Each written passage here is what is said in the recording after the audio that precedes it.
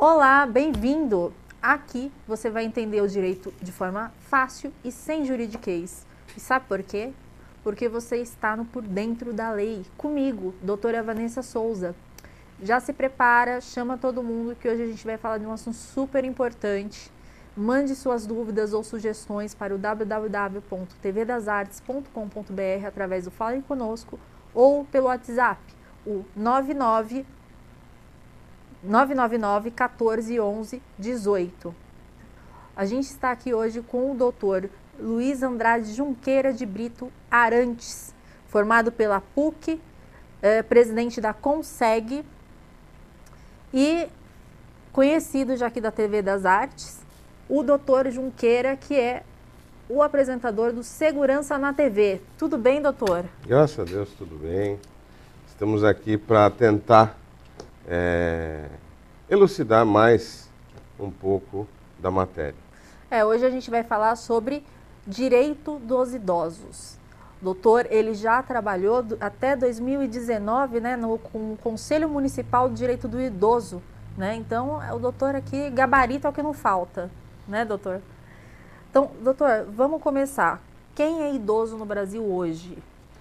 Então, após a edição da Lei 10.741 de 2003, idosos são todos aqueles acima de 60 anos, né? E aí nós tivemos, na verdade, com a edição dessa legislação, a gente teve a retirada de inúmeros direitos, né, dos idosos que estavam previstos na Constituição de 88, que estão hoje inseridos dentro da Lei 10.741. A gente teve também a questão da superprioridade, né? Como é que ficou essa questão? Qual foi esse avanço da lei, né? Sim, porque na verdade, se a gente for colocar só para o pessoal entender, lá atrás teve a edição do ECA, onde deu uma priorização ao Estatuto da Criança e do Adolescente, né? E com a edição do Estatuto do Idoso, hoje a gente tem um avanço muito grande para com o idoso e uma preservação quase que com inversão de ônus, né? Quase que com inversão de ônus, porque o idoso é tão vulnerável quanto a criança, né? Com o detalhe de que ele vai perdendo, né, algumas condições e fica mais fragilizado até do que a criança. Sim. Então, eu sou historiadora e uma coisa interessante é que nos tempos primitivos, o idoso ele era venerado, né? Ele era um sábio, tomadas de decisões políticas, sociais, recorriam a ele. E quando teve a Revolução Industrial, teve esse problema, né? Começou a se ver o idoso não pela sua sabedoria, mas pela sua quantidade de produção, né? E aí teve essa inversão de valores. E a gente precisa dessa lei hoje justamente por conta dessa inversão de valores, né? Exatamente. Inclusive, eu tive uma cliente indiana que ali eles são sagrados. Então, essa minha cliente teve uma certa feita que eu levei minha mãe para visitar a loja dela e eles praticamente se ajoelharam para cumprimentar minha mãe, né? Então, lá eles têm esse enaltecer o idoso. Sim. Em função dessa sabedoria que ele traz. Asiáticos também fazem isso, eles enaltecem os idosos justamente por conta da sabedoria, pela carga que eles trazem durante toda a vida, né? E antigamente era assim, né? Na sociedade antiga era assim, eles eram venerados, decisões importantes políticas, sociais, se recorriam a eles, que eram chamados anciões, né? E aí, com a Revolução Industrial, teve esse contraponto, né? Eles inverteram os valores, né? E, doutora, agora, vamos falar sobre a questão das obrigações do Estado perante ao idoso. Quais são elas?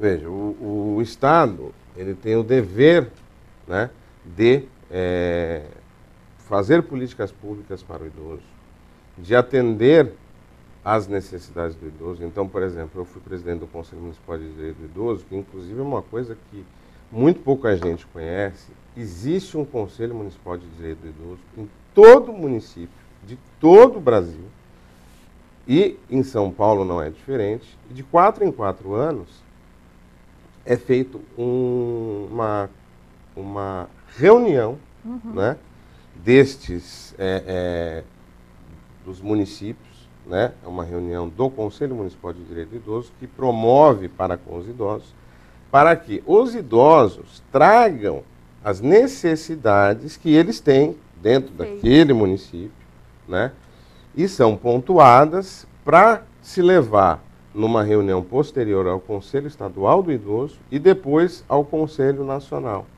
Para quê? Para que a gente faça política pública, seja ela a nível estadual, a nível federal, estadual ou municipal, né? Então, são eles que decidem, né, o que o Estado deve fazer, o que está faltando dentro daquela micro-região para que o seu direito seja garantido, né? Já que a gente falou sobre essa questão, vamos falar sobre a questão delicada, a violência contra os idosos, né? O que se faz se eu me deparo com a violência contra um idoso? O que eu posso fazer? Como é que eu denuncio? Quais são as medidas protetivas que eles têm por garantia? Então, se a gente falar a nível macro, né, nós não temos, infelizmente, em função até de uma questão estrutural da Polícia Civil, nós não temos delegacias dos idosos em todos os municípios.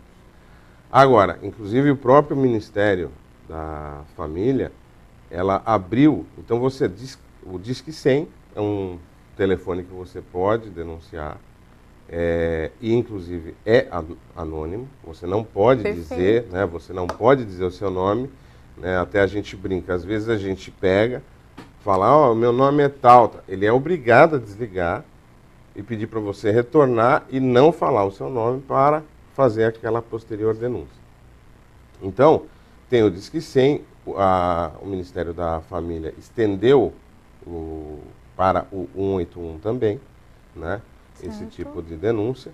Agora, tem uma DDM, uma Delegacia da Mulher, ou, se não tiver nenhuma Delegacia do Idoso no seu município, você vá à seccional, que é o órgão maior de uma área, né, para você fazer a denúncia, e ali eles vão apurar, entendeu, todos os fatos. Agora, se você não quer, né, se meter no meio, né, o que é muito comum, até porque existem fatos que, nos mesmos moldes da Maria da Penha, que ocorrem intramuros, que é o que a gente comenta, né, dentro de casa. Então fica muito difícil de você saber exatamente o que acontece.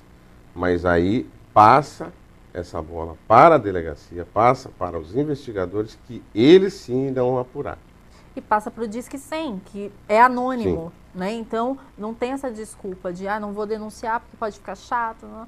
Tem o Disque 100 justamente para isso, né, doutor? E agora a questão, o Estatuto do Idoso, ele fez 17 anos, né? Ele foi um grande avanço na época que ele foi sancionado. Como é que o senhor vê o Estatuto do Idoso nesses 17 anos, seus avanços? Eu acho que ele foi uma lei extremamente muito bem feita, né?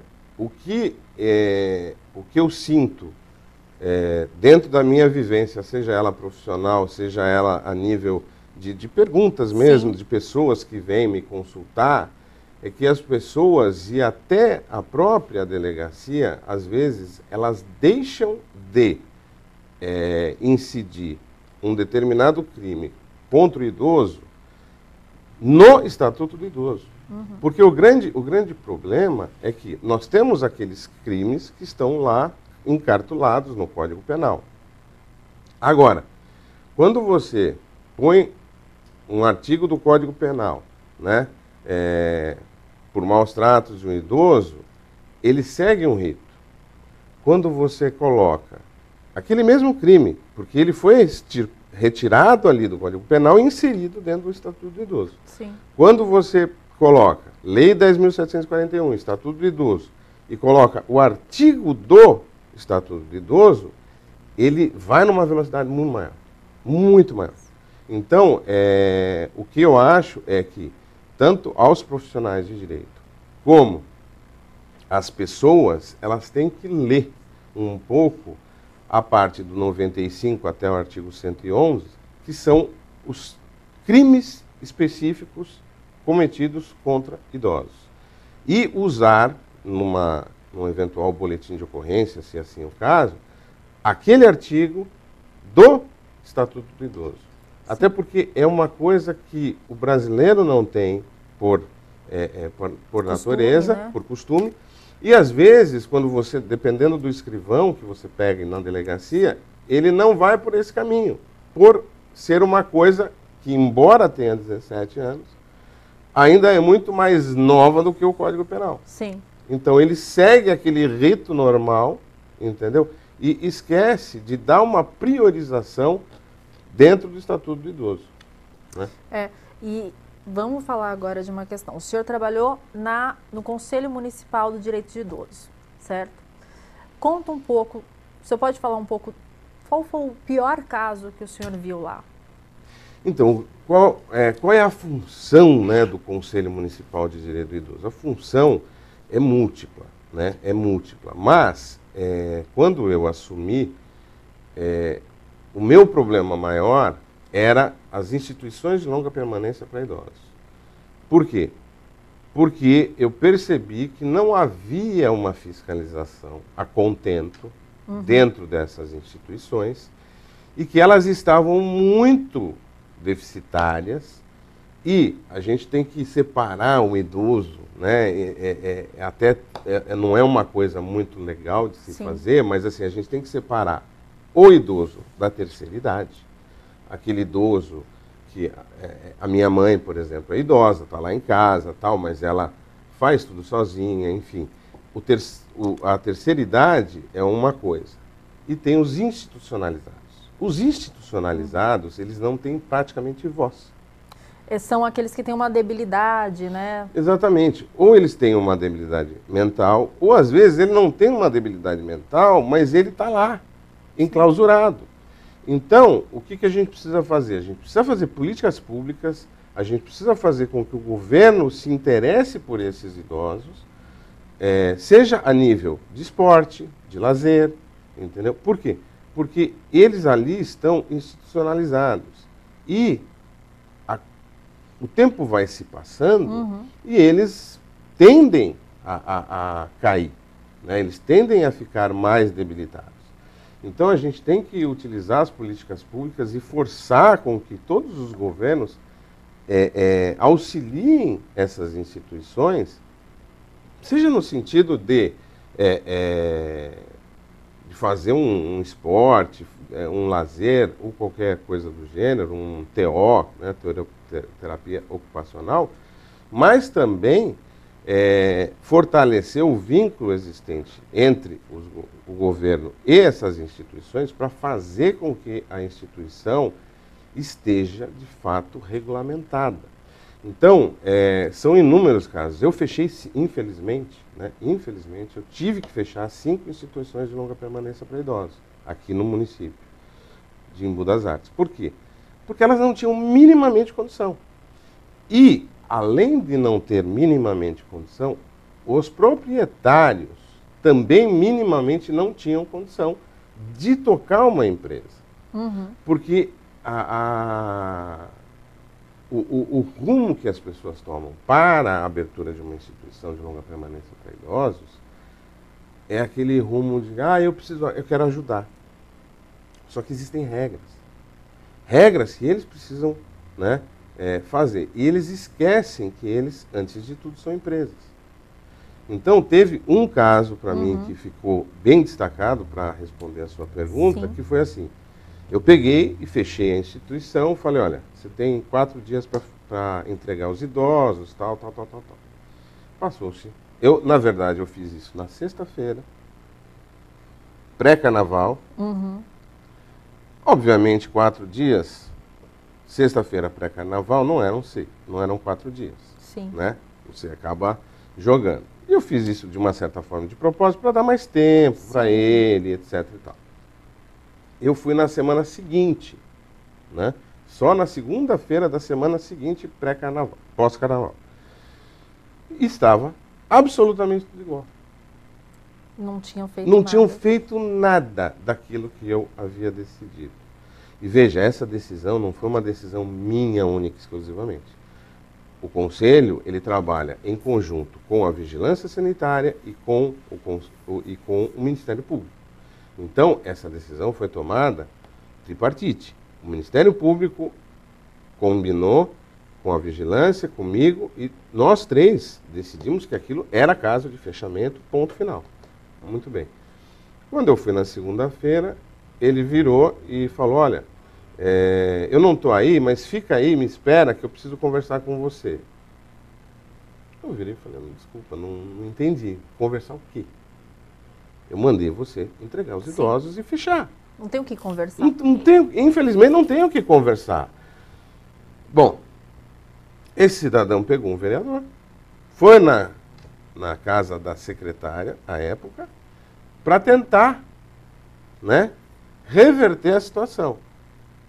Quando eu tomei conhecimento disso, eu peguei e falei com a promotora e eu fui à delegacia. Sim. E eu abri um inquérito policial contra ele por tráfico de influência, por não ter fechado como eu tinha determinado, entendeu? E só assim é que ele encaminhou os idosos para os seus familiares. E pasme, 3 meses depois, Abriu de novo? ele abriu num outro lugar e nós ficamos sabendo, interditamos e fechamos. Insistiu ainda no erro. Sim, ele insistiu no erro e assim, e era um erro que assim, as pessoas podem tentar, mas será que você não pegou pesado? Ele não está dando medicamento. Eu imagino que para fechar seja algo extremo, seja a última coisa que vocês fazem. Então deve ser uma coisa muito grave. Ele não dá o medicamento. Então, por exemplo, nós fomos lá no dia 12 e aí nós verificamos um monte de irregularidades e sempre a gente verifica a questão de medicamentosa. E aí a gente pegou lá os remédios e a gente viu 6 ausências de remédio, né? 6 remédios faltantes. Eu fui no dia 12.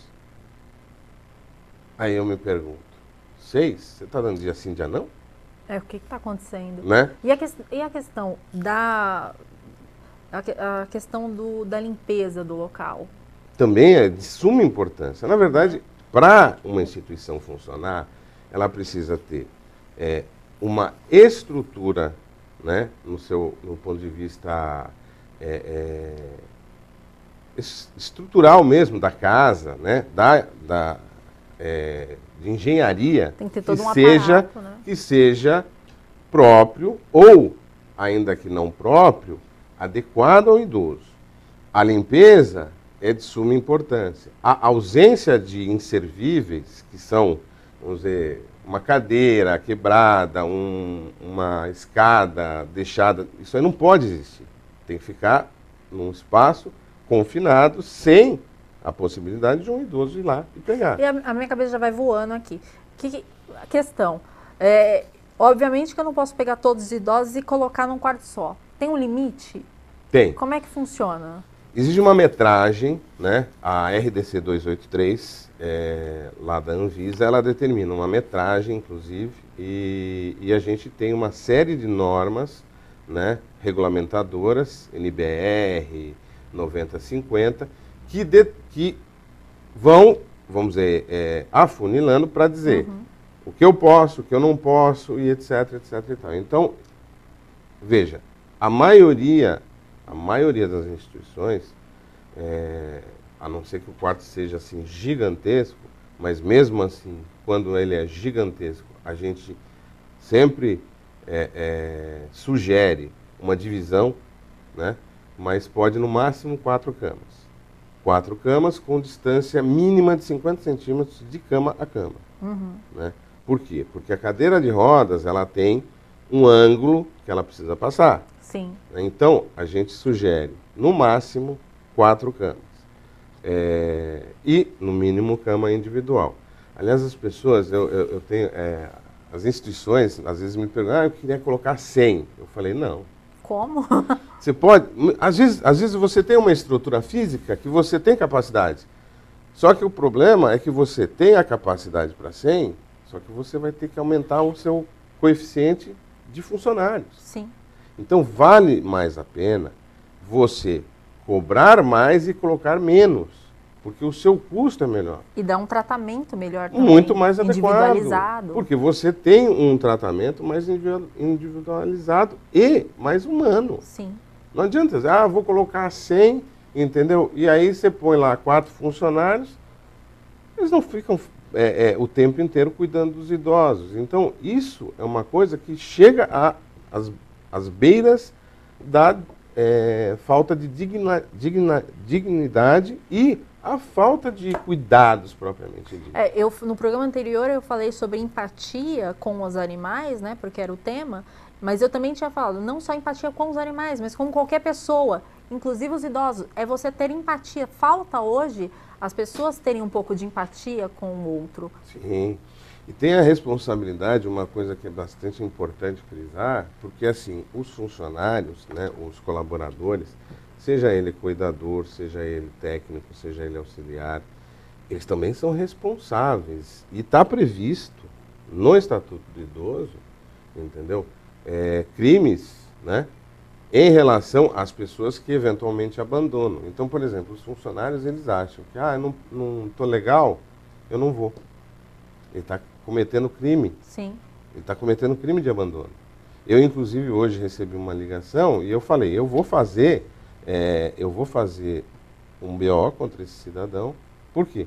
Porque ele está cometendo maus tratos para que eu mande embora, né? E ele tem os seus direitos garantidos. Não, eu vou suspendê-lo, vou abrir um boletim de ocorrência contra ele. Por quê? Porque ele tem que entender que aquele idoso não é, entendeu, um pedaço de carne. Sim. Ele tem que atender o idoso dignamente. Sim. Então, isso é um trabalho que eu faço, por quê? Porque,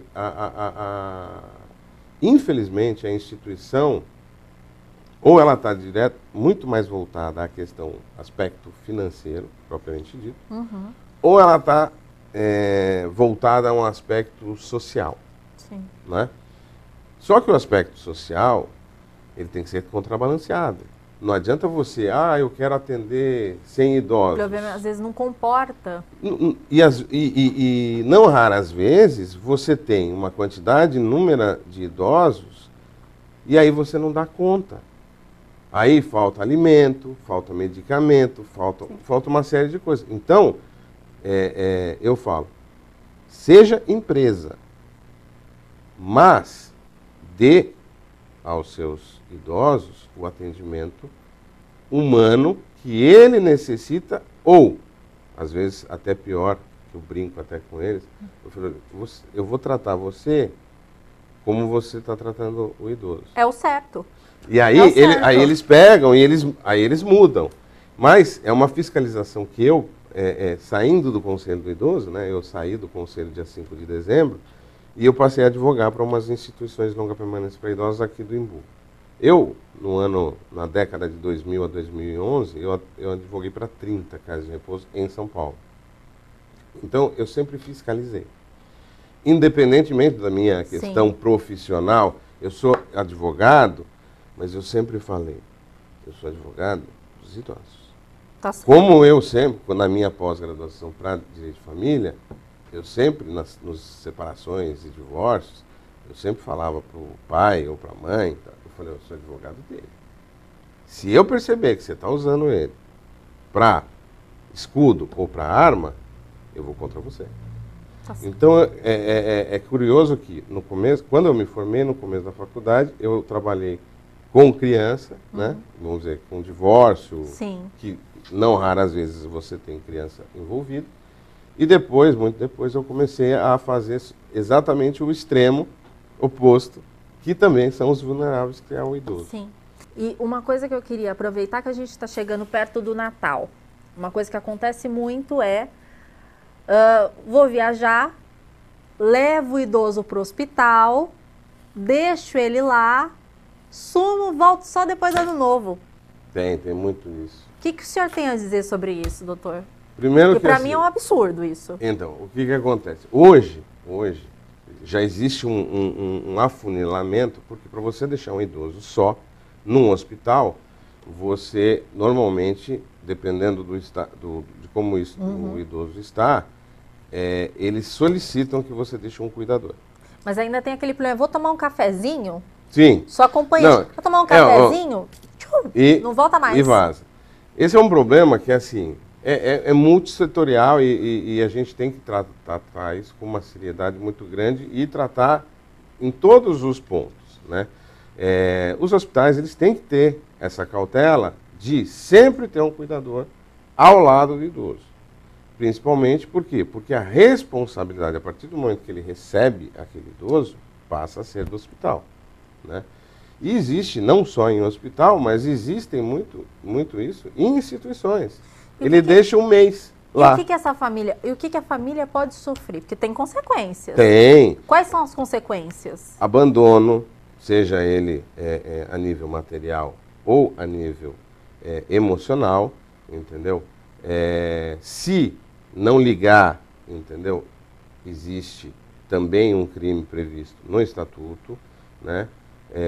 Então você pode penalizar o parente, o filho, a filha, a sobrinha, enfim, quem for. Inclusive eu tenho um processo que, por conta de uma idosa, tem várias questões, mas assim, são criminalizados. Agora, aquela pessoa que viu, e aí nós voltamos, né, ao princípio, aquela pessoa que viu aquele negócio acontecendo, deixou o Natal, foi embora, ou deixou numa instituição, largou lá, tal, não sei o que, só durante um mês, denuncie no Disque 100, entendeu? Por quê? Porque isso vai ser apurado. Porque assim, a responsabilidade, e aí a gente pode até fazer um paralelo, os pais têm a responsabilidade de pagar o alimento aos filhos. Sim. O reverso é verdadeiro. Então, as obrigações são as mesmas. Então, você não pode, de forma alguma, abandonar o idoso, entendeu? E, nessa época de pandemia, nós tivemos muito problema. Por quê? Porque eu tive muitas ligações de muitos parentes brigando comigo porque queriam ir para dentro da instituição. E eu proibi. Todas as instituições eu acabei proibindo. Sim. E por que isso? Porque a gente não sabe. Vamos carregar o vírus? Não vamos carregar o vírus? Se eu levo o vírus para uma pessoa mais potencialmente frágil, ela passa para os outros. Sim. E a questão da pandemia, geralmente o vírus ataca muito mais grave nessas pessoas que são mais vulneráveis. Sim. E aí tem aquela diferença. Os da terceira idade, eles ainda têm uma atividade laboral, fazem e tal. Agora, os institucionalizados, muito menos. Sim. Então, é um cuidado muito maior que a gente tem que ter. Entendeu? Agora, o ponto principal, não deixe de denunciar. Não deixe de denunciar. Disque 100. Disque 100. Por quê? Porque as coisas, infelizmente, acontecem ou dentro da instituição, ou dentro da residência, né? Como maus tratos e tudo mais. Não deixe de denunciar. Por quê? Porque só assim a gente vai mudar. Sim. Efetivamente, mas as pessoas precisam ter medo de fazer a denúncia. Doutor, para encerrar aqui, como é que faz para entrar em contato com o senhor? Quais são as redes sociais? Bom, meu Facebook é Luiz Junqueira, né? Meu WhatsApp é o 981828289 011, né? E é apenas e tão somente WhatsApp, mais nada. Não adianta tentar ligar, porque esse telefone funciona apenas e tão somente com o WhatsApp, né? Eventualmente querendo saber alguma coisa, querendo entender um pouquinho mais sobre a questão do Estatuto do Idoso, estou à disposição para qualquer elucidação. Por quê? Porque isso se chama civismo. Eu agradeço demais a participação do Dr. Junqueira. Como eu falei, é um poço de conhecimento. O Dr. Junqueira esclareceu todas as dúvidas, mas se ficar dúvida, ele se dispôs aqui a tirar as suas dúvidas. E sigam TV das Artes nas redes sociais, no Facebook, no Instagram e no YouTube. Me sigam no YouTube, me sigam no Facebook, no Instagram, Vanessa Souza DV. O meu WhatsApp é o 11 99 575 5234. E se você quer fazer uma pós-graduação ou um doutorado internacional, façam com Integralize, o nosso parceiro aqui. E se você está na pandemia e os negócios não estão muito legais, por que você ainda não veio para a TV das Artes? Por quê? Venha para a TV das Artes. Quem não é visto não é lembrado. Então venham ser parceiros. Beijo, beijo e até a próxima terça, meio-dia, com reprise às 18 e às 19 horas, às 20 horas.